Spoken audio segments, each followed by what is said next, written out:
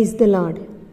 ఈరోజు ఈ వాక్యం వింటున్న ప్రతి ఒక్కరిని దేవుని శాంతి కమ్ముకొనుగాక. మీరు ఒంటరిగా ఉన్నారని అనుకుంటున్నారా? ఎవరికీ చెప్పలేని బాధతో ఉన్నారా? లోపల కుమిలిపోతూ బయట నవ్వుతున్నారా? ఈరోజు దేవుడు మీ కన్నీళ్లను చూశారు, మీ నిశ్శబ్ద ప్రార్థన విన్నారు. హల్లెలూయా! ఎందుకంటే దేవుడు ఇప్పటికీ మనతో మాట్లాడుతున్నారు. నేను మిమ్మును గూర్చి ఉద్దేశించిన సంగతులను నేను ఎరుగుదును. రాబోవు కాలమందు మీకు నిరీక్షణ కలుగునట్లుగా అవి సమాధానకరమైన ఉద్దేశములే కానీ హానికరమైనవి కావు. ఇదే యెహోవా వాక్కు. ఇర్మియా 29:11 ద్వారా దేవుడు మనలను బలపరుస్తున్నారు. ప్రియమైన సహోదరీ సహోదరులారా, మనుష్యులు మన జీవితాన్ని అర్థం చేసుకోకపోయినా దేవుడు మనలను పూర్తిగా అర్థం చేసుకుంటారు. నీవు పడుకున్నప్పుడు కూడా, నీవు లేచినప్పుడు కూడా నీ హృదయంలో దాగిన భారాన్ని అంతా దేవునికి తెలుసు.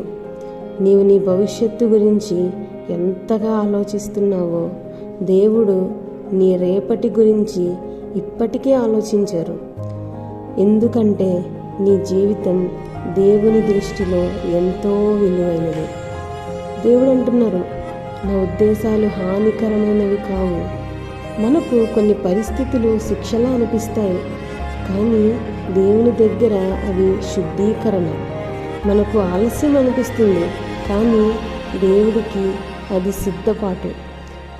మనకు కన్నీళ్లు కనిపిస్తాయి, కానీ దేవునికి అందులోంచి వచ్చే బలం కనిపిస్తుంది.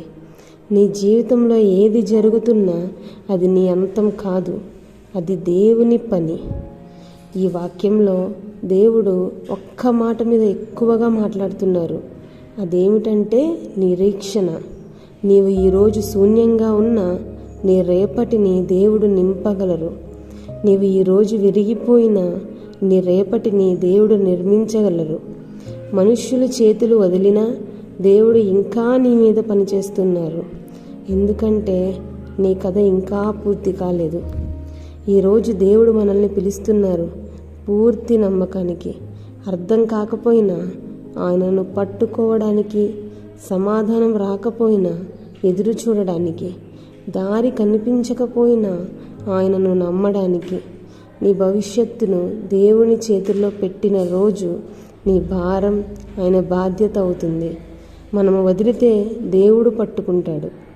ఈరోజు ఈ మాటలు వింటున్న ప్రతి ఒక్కరికి దేవుని శాంతితో నింపబడుదురుగాక. భయంతో ఉన్నవారికి ధైర్యం, బాధలో ఉన్నవారికి ఆదరణ, అయోమయంలో ఉన్నవారికి మార్గం దేవుడు చూపించునుగాక. నీ జీవితంపై దేవుని ఉద్దేశాలు నెరవేరునుగాక. Praise the Lord. ఆమేన్.